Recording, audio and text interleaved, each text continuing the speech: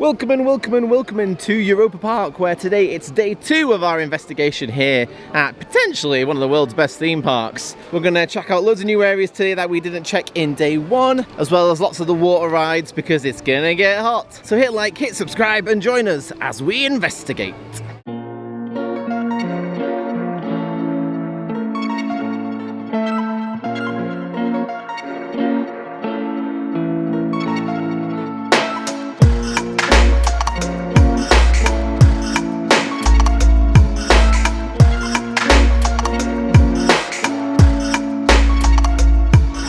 After discovering the Phantom of the Opera VR coaster yesterday, we decided it's going to be the first stop for our day 2 here at Europa Park. Yeah.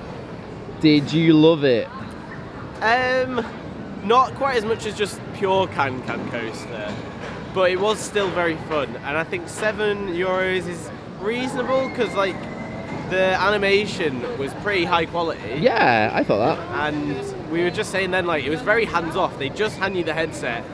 You put it on and do pretty much the entire adjustment, and that's it. You just left loose, which is fun. But I guess if you got it on a bit wrong, and it was really bad, really blurry, you're kind of stuck. Yeah. There's a pre-show bit where it says if you need help, raise your hand. But yeah, it was still fun. Yeah, I was kind of stuck getting it on because the cans weren't going over my ears. So I was like, right, I need help, and then the guy did help me, to be fair.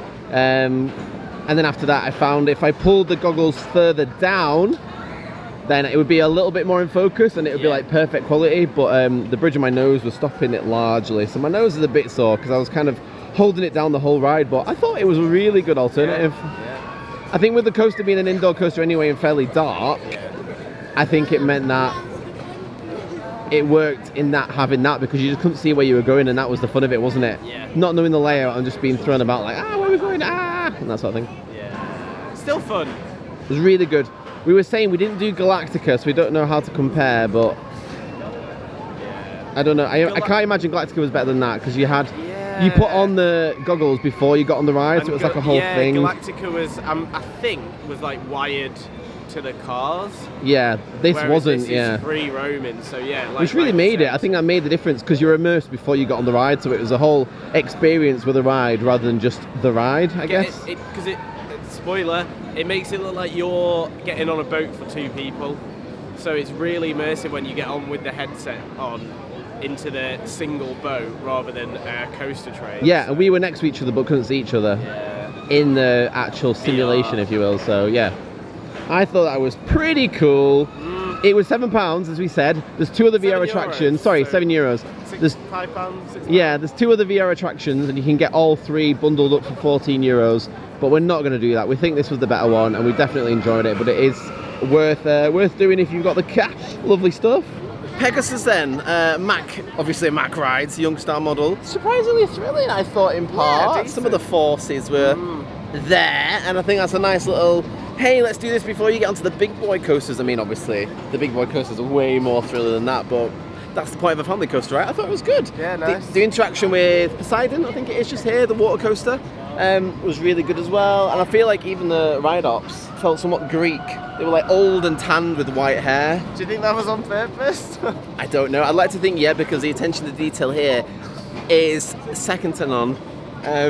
Queue line was really good theming. Yeah, the trains are lovely. Yeah. Operations are good, as always, but the trains are really nice. The front row is the front car looks lovely. It's like a mythical Greek horse. You mean like a Pegasus? Yeah, but you get no view because it's so big. Yeah. You have absolutely 0 view, so don't go for it. Yeah, so for the POV I went at the back, which I think was much better, and it was a bit whippier there, so yeah, it was decent, not bad at all. However, we do have a virtual line now for Voletarium. So let's do that. I don't understand flying theatres. Part of me thinks I've not done a good one, but also I think they're definitely a family attraction. But even still, if I was a family and I queued an hour for that, no. It's just a fancy cinema. Yeah, I think it was on the better side of flying theatres. But for me, peak flying theatre is Flight of Passage at Animal Kingdom in Orlando, which you've not done, so you've not had that sort of emotional experience. A lot of them are just, hey, look, we're flying over countries, and it's just not original enough. No. It's like having the same coaster layout again and again and again and again. And that one had a lot of like fades and obvious cuts between scenes, and it just feels lazy. Some were really clever, where like the background would change to the new one whilst you were still focusing on the subject. Yeah. And they like rotoscoped it out. That was really cool. Yeah, but some of them were just a bit naff. Yeah. But the picture quality was good. Yeah. The seats were comfy. They were themed in. The queue line was nice, and the smells were good. The snow was mint. Yeah. Which seems odd, but then it's that kind of freshness which kind of worked. I guess. I don't know. Yeah, I don't know. It's an alright ride. I personally wouldn't queue long at all. Thankfully we got a virtual queue. Yeah. Yeah, it's decent, but nothing to write home about. Yeah, 10 minutes for us otherwise. Yeah. But still, it's a fill attraction, and that is good. And again, like the branding tie-in, like a Eurowings plane just like flies through it in the middle of it, and you're like, sponsorship.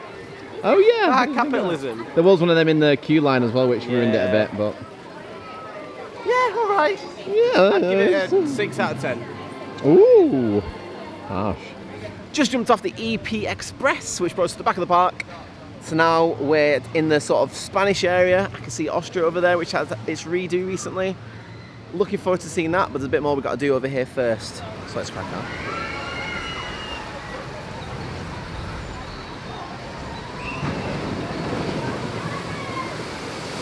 Looks like a two-tone style, doesn't it? Yeah, a little bit. Oh, it's so bright. So you got the most wet on that end seat there, didn't you? Yeah. That was Dan's choosing, not mine. When it is this warm and sunny, this is what that ride is made for. And I'm sure in the walk over to Poseidon will dry off. The next water coaster.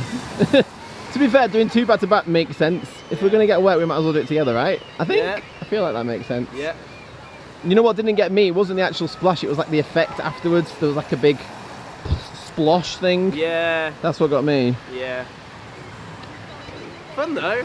Yeah, it was good. The bit at the top, it's just a bit, feels like an off-the-shelf model to show that they can do that, but... Yeah, the dip, the backwards dip. With little point.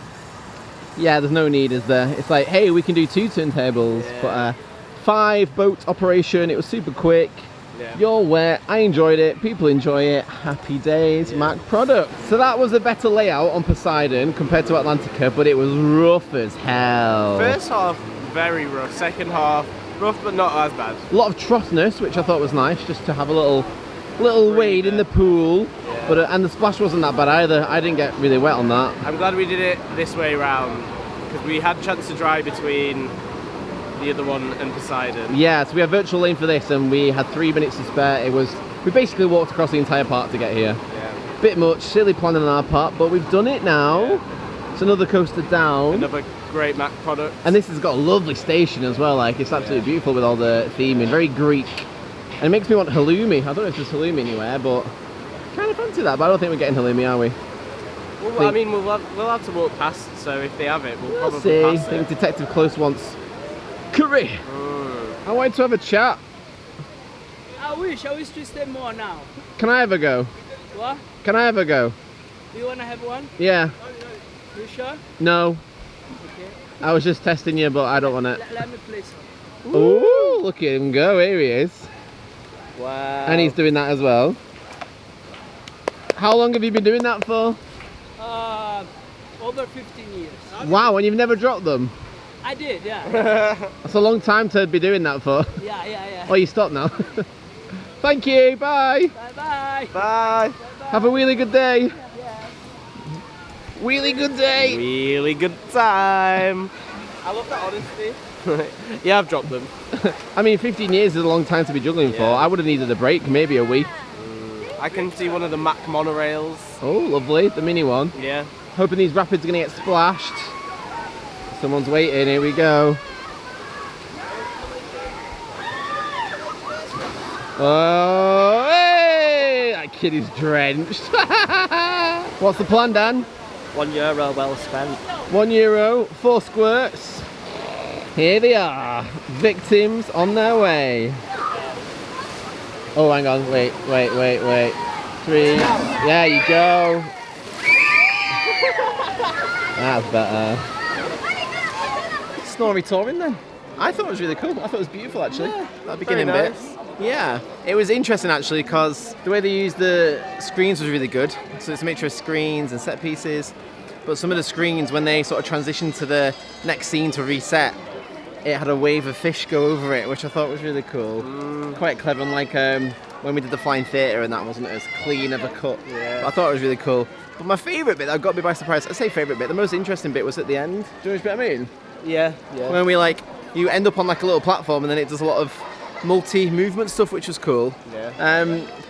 Very much like Rise of the Resistance, but as you can imagine, Rise of the Resistance does it a lot better. Yeah, a lot bigger, a lot better. Had a lot more form and sort of force to it. But that was cool. It was surprising, but I thought it was really beautiful. Yeah, it was a little nice. dark ride hidden here in Scandinavia, and it's all just a big advertisement for Atlantica. Maybe we should go to Atlantica one day. I think I'm sold. I think, yeah, we're definitely going to go, especially with the heat. It's going to be 31 tomorrow. Ooh.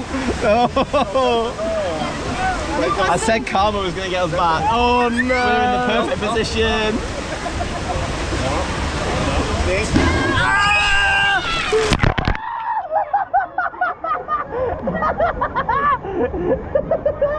I said he's going to get me.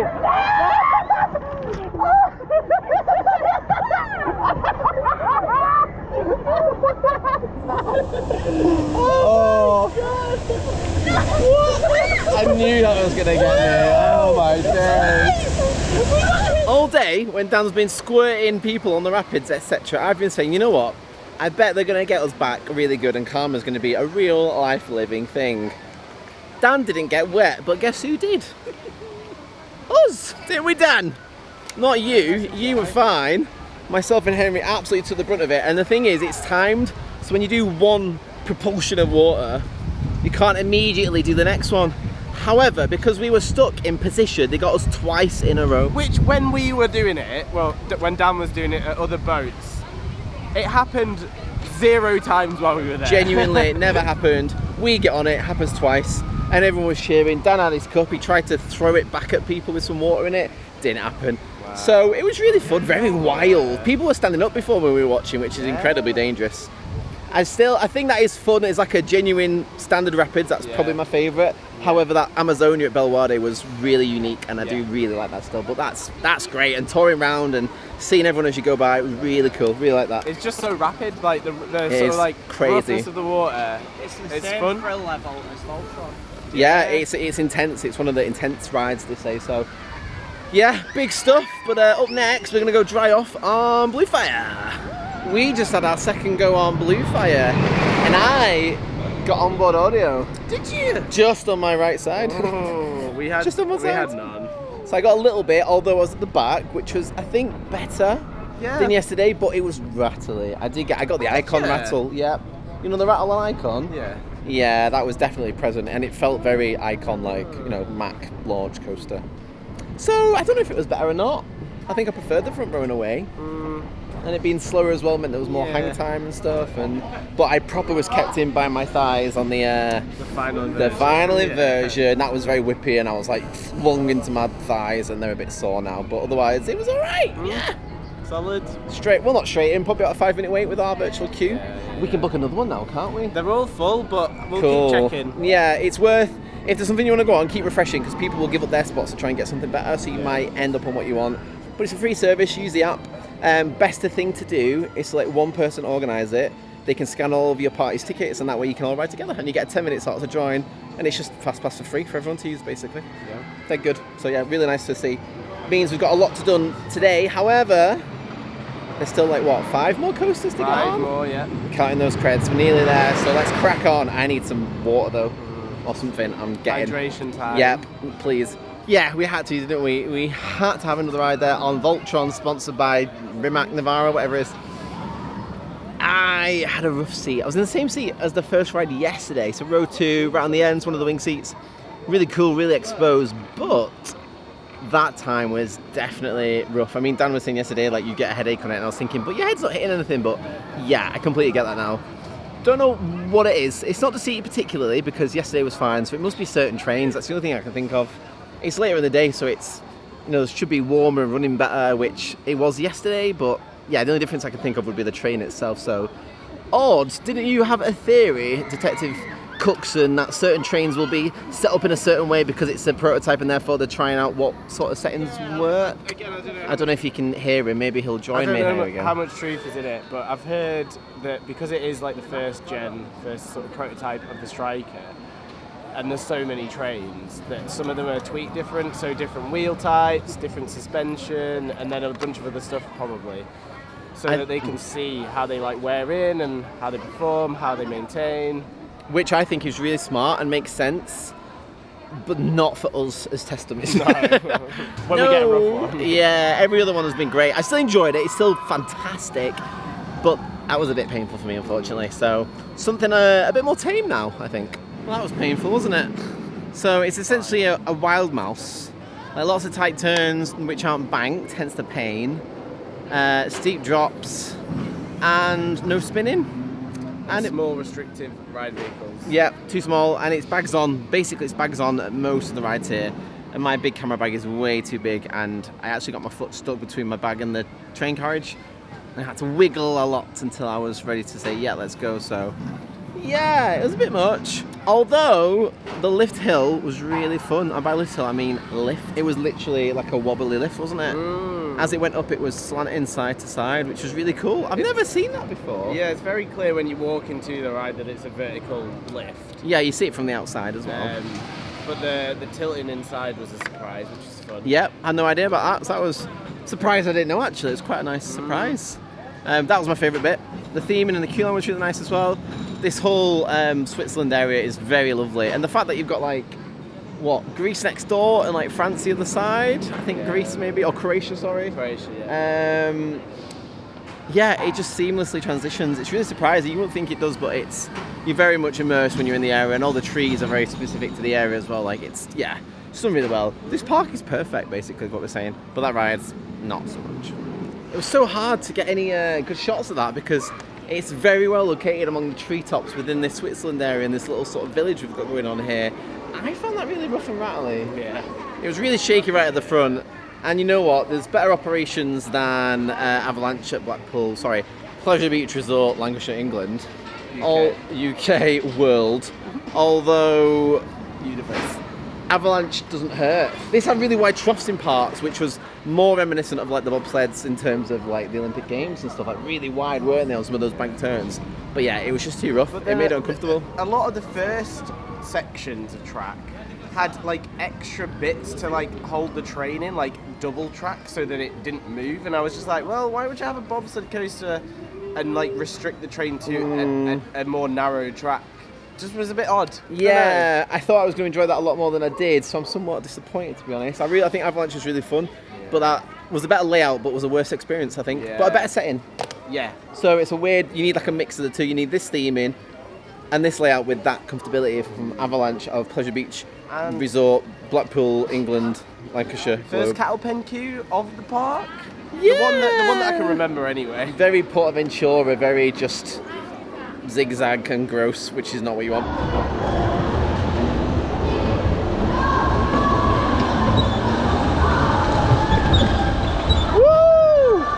I love that there's a ball to make it football and give it a purpose for dodgems, but nobody knew which way they were shooting. There wasn't a clear way of... There were two sets of car designs, so it was clearly meant to be two teams, but there was no indication of whose goal was who. Yeah, so I scored, but I don't know which side. maybe it was an own goal, who knows? Yeah, but I was 11 for Hoyland, that was my choice. Yeah. Until he gets number 9, probably. I just whizzed round because everyone just kept going for the ball and then just ended up in a big cluster. Yeah, This is one of those where on paper it's a brilliant idea. In practice it just doesn't work because everyone gets stuck. Yeah, I agree. Ah well, nice try. Yeah. Recent discovery you had just there. On Bar Yeah. Coaster. Bar. Is it Bah? Oh, Bah! I assume that one. It is a kids' little thing in Ireland. Ireland is the kids section, which makes sense, and it's beautifully themed. Behind you with the tractor reminded me of Poltons. Tornado Springs, yeah, Poltons. You believe it's the same layout as... Duplo Dino Dash at Legoland Windsor. Yeah, I think you could be right.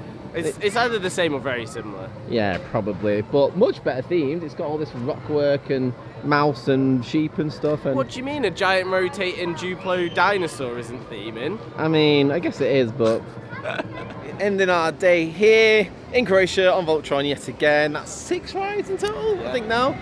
Ended up on the same seats as earlier, funnily enough. And you felt rattled. Yeah, it's an odd one. I think we were on the same train as earlier because not all of the front row have a little, like, it looks like a seatbelt clip on the far right yeah, you seat. mentioned that, yeah. And we had that again. I don't know if multiple trains have that, but I looked behind and the next train didn't. So maybe we were on the same train as earlier. And it's a rough. It's rough, but I'm like, is it just intense rough? No, it is shaky. Your head, you're getting a bit of a headache, but your head's not hitting anything, so something's doing that. Yeah.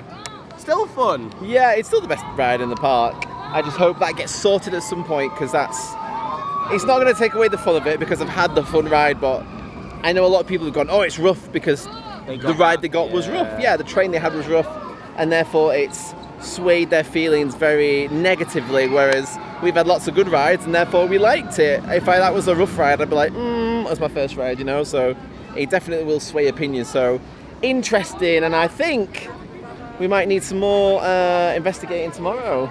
So we will be back. There's still Arthur to ride. There's still the new Alpine Express, that rebuild as well that we touched on earlier. So lots more to come. The case is not yet closed, but thanks for joining us. If you don't know what else we've done already, there is a previous case 50. That was day 1 here at Europa Park. But for now, that's day 2 over. So from myself, Detective Miracle, Detective Cookson and Detective Close, case closed for now, and we'll see you in the next one. Farewell.